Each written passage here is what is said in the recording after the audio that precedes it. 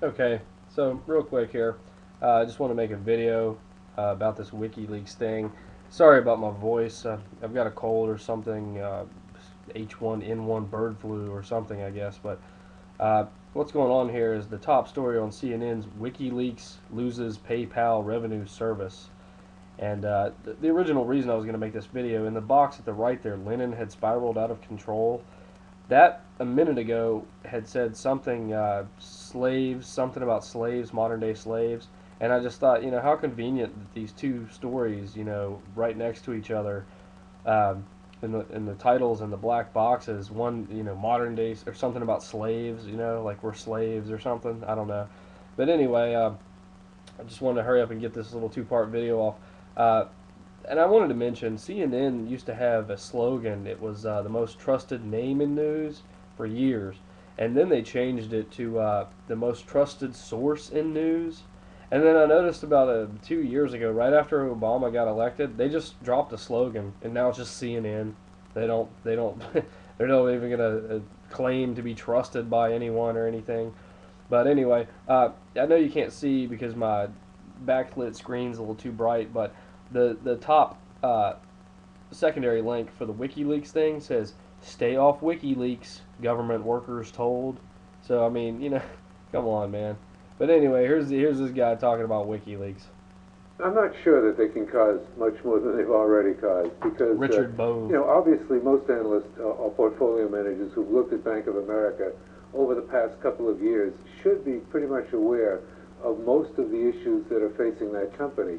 And if you go through these issues one by one, it's hard to imagine it would be a Merrill Lynch related issue because, the Merrill Lynch fine has already been paid to the SEC. It couldn't be a countrywide related acquisition issue because that happened before the real stress developed in the system. So it would have to be something in the area of whether Bank of America knew that it was fraudulently creating mortgages or asset-backed securities that were being sold to unsuspecting, if you will, buyers. That was the issue that Goldman Sachs got into so much trouble with when they testified in front of the Congress. Kind of scary, though, isn't it, what we saw this week, what we saw happen to Bank of America's stocks? I mean, this is basically based on rumor at this point, right? We don't know anything. Well, it wasn't even rumor, and to me it was one of the scariest things I've ever seen in the market because, this guy gets up and we say, well, what do you know? I'm not going to tell you. Well, what it's about? Well, it's about some bank. Which bank? I'm not going to tell you. What is the issue? I'm not going to tell you. In the stock market, drops precipitously, from someone who has no background in banking, no background in securities analysis, no background in anything related to the markets, and yet he can drive the market down that rapidly. So the question you have to ask yourself is, what is wrong with the state of the markets that this can happen? And I think the answer comes from one or two places. We know that in 30 of the last 42 months, equity mutual funds that are domestically oriented have been losing capital, just consistently pouring out.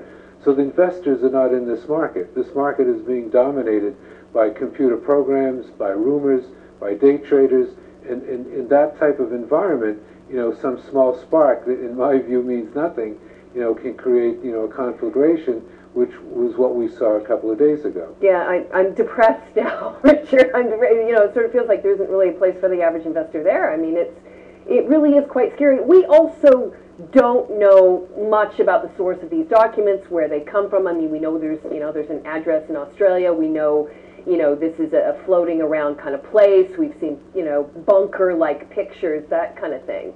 But I mean, what's to stop in the future, a disgruntled employee, a disgruntled executive, from grabbing information, rightly or wrongly, accurate or not, and moving it along, selling it? Well, I think you've hit exactly on the thing that perhaps is the scariest, and that is, that basically what happened a couple of days ago was we gave incentives to employees all over the United States and maybe elsewhere to steal things from their companies, which presumably they can sell to WikiLeaks, because WikiLeaks will put them on, some sort of internet broadcast that they're doing. We don't know whether the employees who took this presumably a Bank of America employee or executive, gave his hard disk to WikiLeaks. We don't know if we don't know. he shorted the stock before he did that. We don't know if the people associated with WikiLeaks shorted the stock before they did that interview. We don't know who's funding WikiLeaks. We don't know if it's going to be, something that becomes a normal event where people steal information, sell the information, short the stocks before WikiLeaks puts the information out.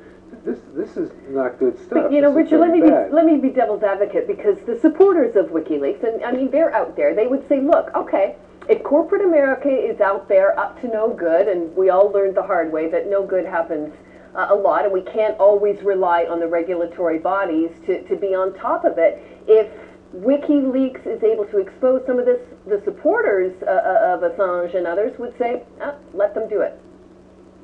Well, I know that the whole concept is that maybe this is a new form of information in the sense that now it's coming from multiple sources, and the sources are not controlled, and the information is not controlled. It's not, spun, if you will, before it gets to the cameras.